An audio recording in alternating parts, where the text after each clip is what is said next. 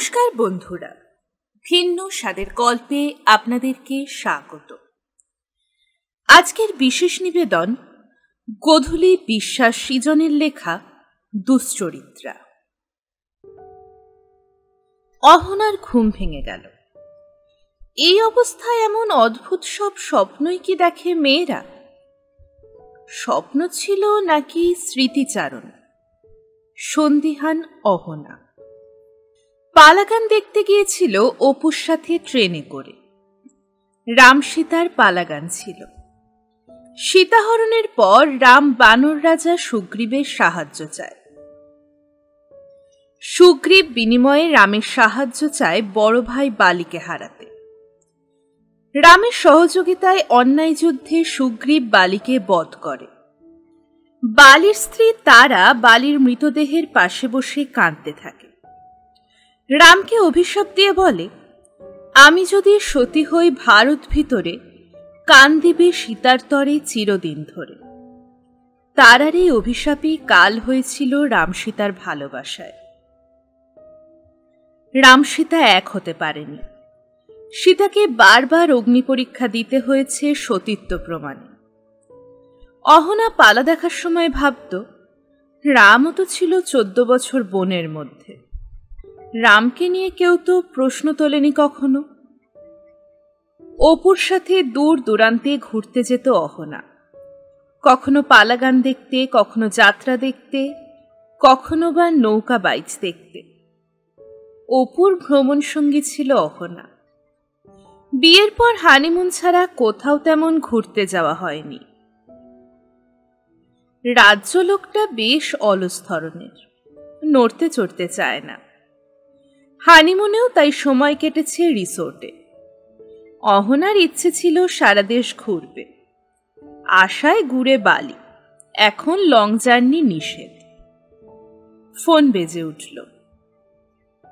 Hello hello, কেমন আছিস সহ? ভালো, তুই? ভালো আছি। ব্যস্ত থাকলে কারোর কথা মনে পড়ার সুযোগ থাকে না। ক্লান্তিতে ভালো ঘুম হয়। ও, বলতে চাইছিস এখন আর আমাকে মনে পড়ে না? পড়ে তো, ঘুম থেকে উঠলে। অহনা চুপ করে থাকে। একটু আগে স্বপ্নে অপুকেই দেখছিল। আচ্ছা, এটাই কি টেলিপ্যাথি? একজন আরেকজনের কথা ভাবলে সেও তার কথা ভাববে। অপু বলল, এই অহ, চল না একটা কাজ করি। কি? ঘুরতে বের হবি? না। আমার সব প্রশ্নের উত্তরই কি না? জানি না। পরকিয়া করবি? কি? শোন, ব্যভিচারের জন্য মেয়েদের আইনত কোনো শাস্তি নেই। শাস্তি যা হবার আমার হবে, তোর কিছু হবে না। চুপ থাক, আমি এরপর থেকে তোর ফোনই আর ধরবো না। আমার ঘর ভাঙতে চাস? তোর ঘর না ভেঙে তো আমার ঘর গড়া সম্ভব নয়। মদ টদ খেয়েছিস নাকি? কি সব বকছিস? এমন সময় কলিং বেল বেজে উঠল। অপু বলল, তোর বর এসেছে নাকি? তোর সাথে কথাও বলা যাবে না নাকি? আমাকে আর ফোন দিবি না, রাখছি বলে ফোন কেটে দেয় অহনা। দরজা খুলতেই দেখে ক্লান্ত শ্রান্ত রাজ্য দাঁড়িয়ে। রাজ্য ঢুকে অহনার পেটে হাত দিয়ে বলে, লাথিগুলো কি আমি থাকতে মারা যায় না? অহনা মৃদু হাসে। রাজ্য অহনাকে বলে, সারাদিনে কয়টা দিয়েছে? গুনিনি, ঘুমিয়ে পড়েছিলাম। রাজ্য ফ্রেশ হবার জন্য বাথরুমে ঢোকে। মিনিট বাদেই রাজ্যর ফোনে SMS আসে। জিপি অফারের SMS, মানে জিপি যাতনা। অহনা রাজ্যর ফোনের SMS চেক করতে লাগে। 1 সপ্তাহ আগের একটা SMS চোখে পড়ে, অপরিচিত নাম্বার থেকে। আমি ভালো নেই, বাচ্চাটার জন্যই লোকটার সাথে আছি, না হলে সব ছেড়ে দিতাম। তোমাকে ভীষণ মিস করি, করছি, করব।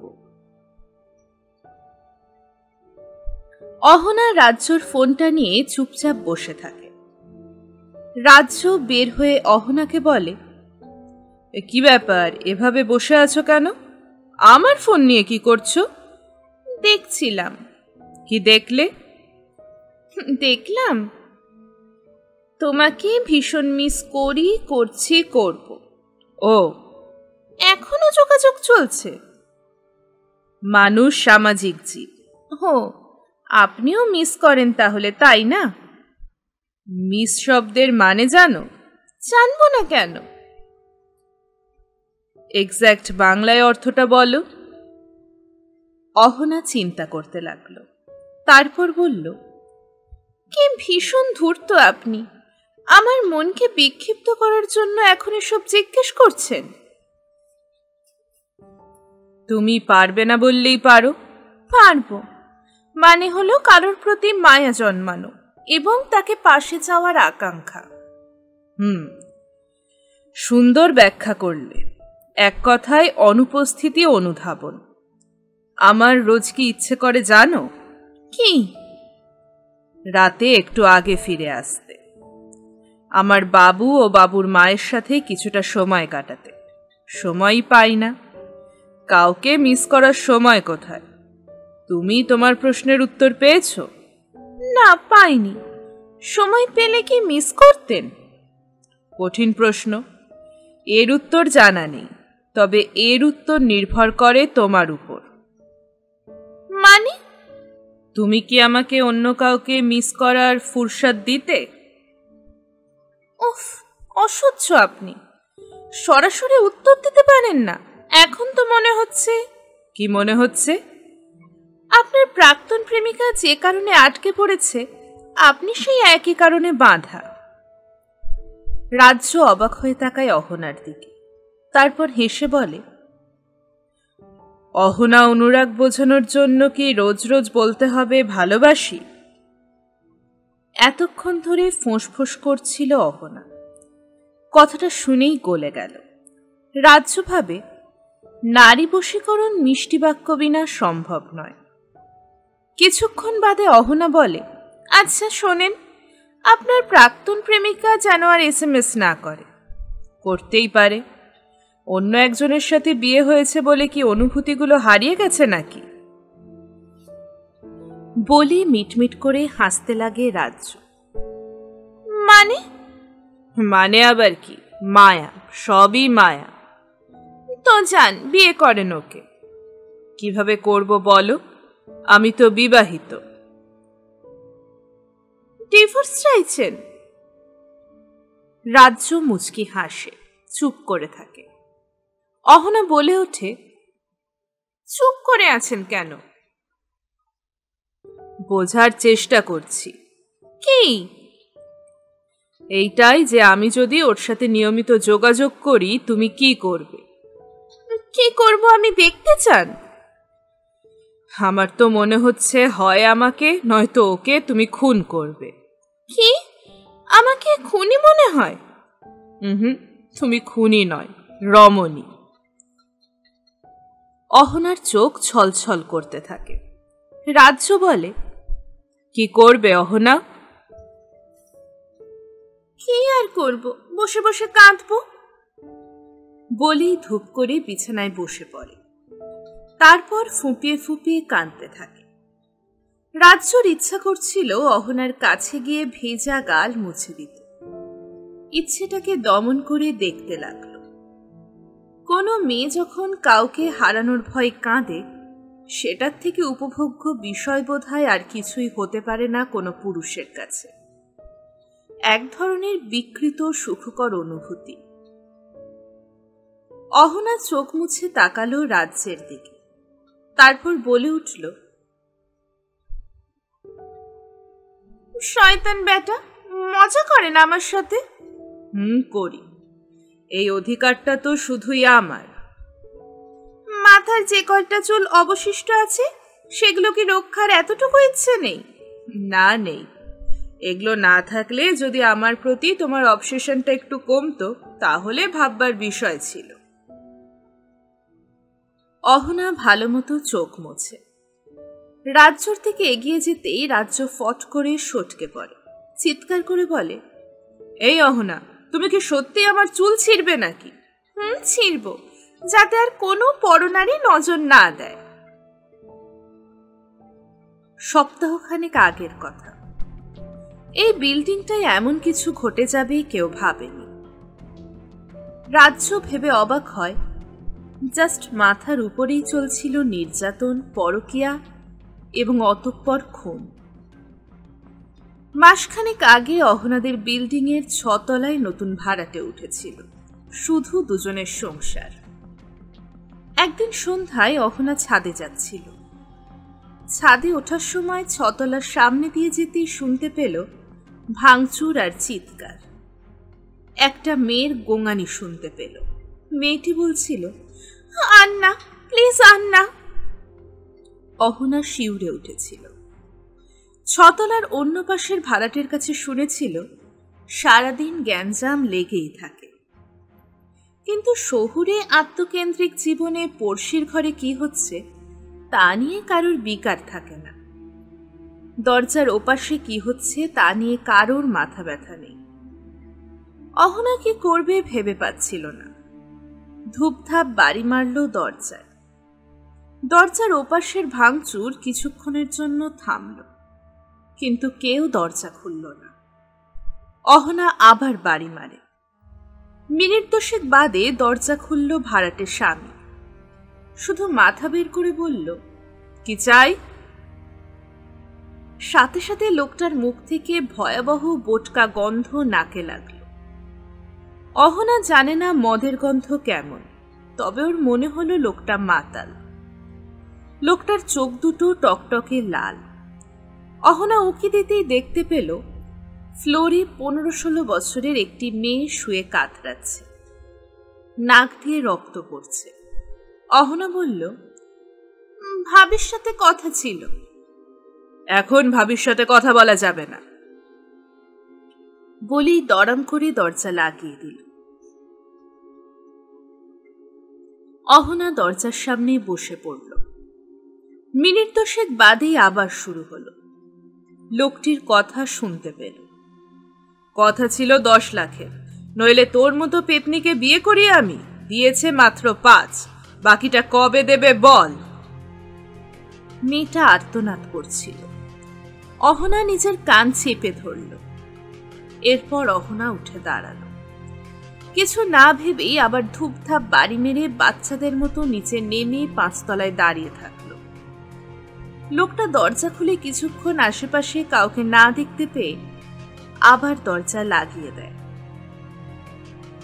অহনার বুকের ভেতরটা দপদপ করতে থাকে। মিনিট 10 বাদে ও আবার মেয়েটার কান্না শুনতে পেয়ে আবার দরজায় বাড়ি মেরে 5 তলায় এসে দাঁড়ায়। তবে এবার মাতাল লোকটা দরজা খুলেই কে রে বলে নামতে থাকে। অহনাও তৎক্ষণাৎ পা টিপে টিপে 3 তলায় নেমে বেল টেপে দরজায় বাড়ি মারে, কিন্তু দরজা কেউ খোলে না। অন্যদিকে মাতাল লোকটা নামছে। অহনা আবারও নামতে থাকে। গ্যারেজের একটা গাড়ির পিছনে গিয়ে লুকোয়। হুঙ্কার ছেড়ে খুঁজছে লোকটা, বারবার বলে উঠছে, কই গেলি? অহনা হঠাৎ অনুভব করে ও একা নয়, ওর বাচ্চাটা লাথি মারছে। ও কিছুক্ষণের জন্য ভুলে গিয়েছিল ওর মধ্যে বেড়ে ওঠা অন্য সত্তাকে। মাতাল লোকটা কিছুক্ষণ পরে চলে যায়। অহনা বাসায় ফিরে আসে। রাজ্যকে সব বলতেই রাজ্য বলে ওঠে, তোমার কি মাথা খারাপ হয়ে গেছে? এমন কেন করতে গেলে? লোকটা মাতাল, তার উপর তোমার এই। আমি সহ্য করতে পারছিলাম না মেয়েটার কষ্ট। আমাদের উচিত থানায় রিপোর্ট করা। পাগল হয়েছ? একটা মেয়ের উপর অমানসিক নির্যাতন চলছে। তো মেয়েটা তো যায়নি পুলিশের কাছে, তোমার কি? কি বলছেন এসব? Think practically. আমরা রিপোর্ট করলাম পুলিশের কাছে, মেয়েটি যদি অস্বীকার করে, আমি এই ব্যাপারে বাড়িওয়ালার সাথে কথা বলবো। আপনি তো প্রজেক্টের কাজে কালই চলে যাচ্ছেন। ফিরে এসে কথা বলবো। অহনা চুপ করে থাকে। কোনো একটা সিরিয়ালের লাইন মনে হতে লাগলো ওর।